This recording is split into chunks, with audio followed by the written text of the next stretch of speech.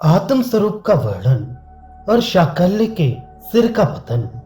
शाकल्य ने कहा, इस प्रकार तुमने कार्य और करण रूप शरीर एवं हृदय की परस्पर प्रतिष्ठा बतलाई, इसलिए मैं तुमसे पूछता हूं, तुम शरीर और आत्मा हृदय किसमें प्रतिष्ठित हो? याज्ञवल्क्य ने कहा, प्राण में। शाकल्य, प्राण किसमें प्रतिष्ठित हैं? अपान में। अपान किसमें प्रतिष्ठित है? व्यान में। व्यान किसमें प्रतिष्ठित है? उदान में। उदान किसमें प्रतिष्ठित है? समान में। जिसका मधुकांड में नेति नेति ऐसा कहकर निरूपण किया गया है, वह आत्मा अग्रह है, वह ग्रहण नहीं किया जा सकता। अशीर्य है अर्थात वह क्षीण नष्ट नहीं होता। असंग है वह संसक्त नहीं होता। असित है वह व्यथित और हिंसित नहीं होता। ये 8 आयतन हैं, 8 लोक हैं, 8 देव हैं और 8 पुरुष हैं। वह जो उन पुरुषों को निश्चय पूर्वक जानकर उनका अपने हृदय में उपसंहार करके औपाधिक धर्मों का अतिक्रमण किए हुए है, उस औपनिषद पुरुष को मैं पूछता हूं, यदि तुम मुझे उसे स्पष्टतया न बतला सकोगे तो तुम्हारा मस्तक गिर जाएगा। किंतु शाकल्य उसे नहीं जानता था, इसलिए उसका मस्तक गिर गया। यही नहीं, अपितु चोर लोग उसकी हड्डियों को कुछ और समझकर चुरा ले गए। तुम शरीर और तुम्हारा आत्मा हृदय किसमें प्रतिष्ठित हो? प्राण में। देह और आत्मा ये दोनों प्राण में, प्राण वृत्ति में प्रतिष्ठित हैं। प्राण किसमें प्रतिष्ठित है? अपान में, क्योंकि वह प्राण वृत्ति भी यदि अपान वृत्ति द्वारा रोकी ना जाए तो वह ऊपर ही ऊपर बाहर निकल जाए। अपान किसमें प्रतिष्ठित है?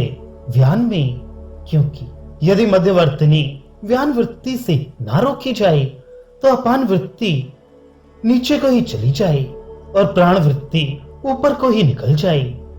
व्यान किसमें प्रतिष्ठित है? उदान में। यदि ये तीनों वृत्तियां कील स्थानीय उदान वृत्ति में बंधी ना हो तो सब और ही चली जाएं। उदान किसमें प्रतिष्ठित है? समान में। ये सब वृत्तियां समान में ही प्रतिष्ठित हैं।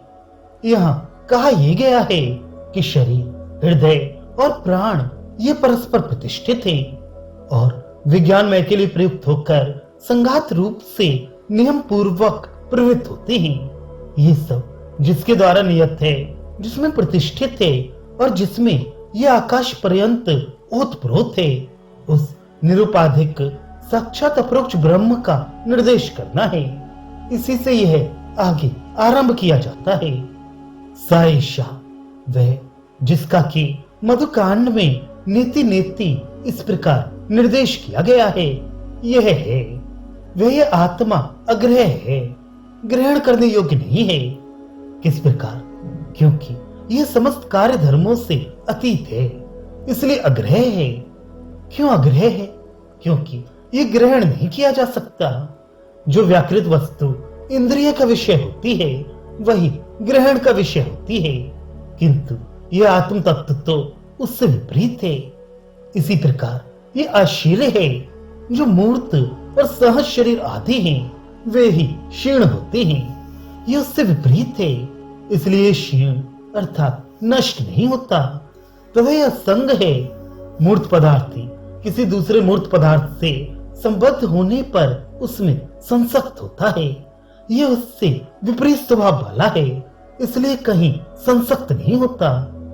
तथा यह असत अबद्ध है, क्योंकि जो पदार्थ मूर्त होता है वही बनता है, क्योंकि उससे विपरीत अमूर्त और अबद्ध होने के कारण व्यथित नहीं होता और इसी से रेश अर्थात हिंसा को प्राप्त नहीं होता।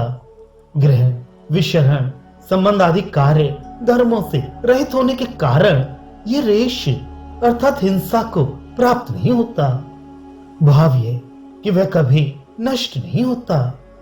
यहाँ श्रुति ने उतावली के कारण क्रम को छोड़कर आख्यायिका से हटकर औपनिषद पुरुष का स्वरूपतः निर्देश कर दिया है, इसलिए अब फिर आख्यायिका का ही आश्रय लेकर कहती है, ये जो पृथिव्येव यस्य आयतनम इत्यादि प्रकार से वर्णित 8 आयतन, अग्निलोक आदि 8 लोग, अमृत मित्र होवाच इत्यादि प्रकार से कहे हुए 8 देव तथा शारीर पुरुष आदि 8 पुरुष बतलाए गए हैं।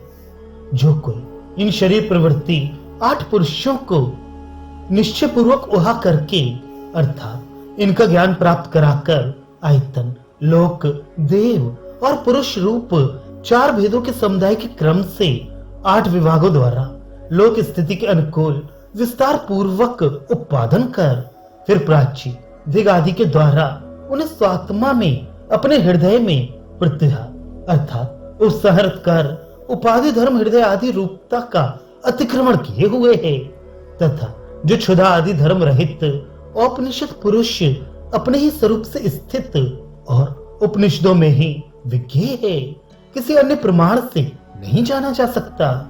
उस पुरुष के विषय में मैं विद्या का अभिमान रखने वाले तुमसे प्रश्न करता हूँ। यदि तुम मेरे प्रति उसका विवेख्यान विशेष स्पष्ट रूप से निरूपण नहीं करोगे तो तुम्हारा मस्तक गिर जाएगा, ऐसा याज्ञवल्क्य ने कहा।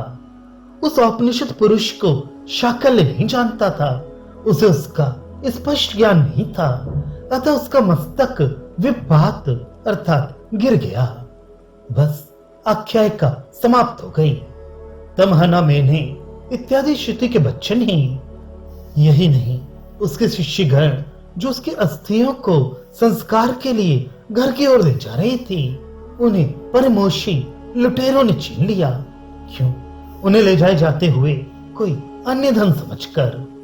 ये पहले घटी हुई आख्यायिका ही यहाँ सूचित की गई है। अष्टाध्यायी में शाकल्य के साथ याज्ञवल्क्य का समान पर्यंत ही संवाद हुआ है। फिर याज्ञवल्क्य ने उसे श्राप दिया है कि तू पुण्य क्षेत्र अतिरिक्त देश और पुण्यतिथि शून्य काल में मरेगा और तेरी हड्डियां भी घर तक नहीं पहुंचेंगी। वह इसी प्रकार मरा, यहाँ तक कि अन्य वस्तु समझकर उसकी हड्डियों को लुटेरे ले गए। इसलिए उपवादी अर्थात तिरस्कार करने वाला नहीं होना चाहिए, क्योंकि ब्रह्मवेत्ता श्रेष्ठ होता है। यह आख्यायिका यहाँ आचार प्रदर्शन और विद्या की स्तुति के लिए सूचित की गई है।